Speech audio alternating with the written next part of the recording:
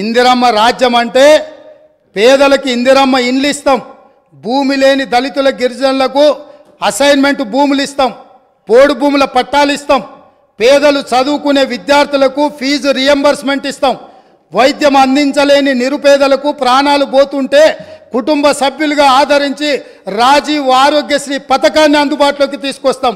ఇందిరమ్మ రాజ్యం అంటే మైనారిటీలకు సచార్ కమిటీ నివేదిక ప్రకారం దళితులతో సమానంగా వాళ్ళు ఇబ్బందులను ఎదుర్కొంటున్నారంటే మైనారిటీలకు 4% రిజర్వేషన్ ఇస్తాం అధ్యక్ష.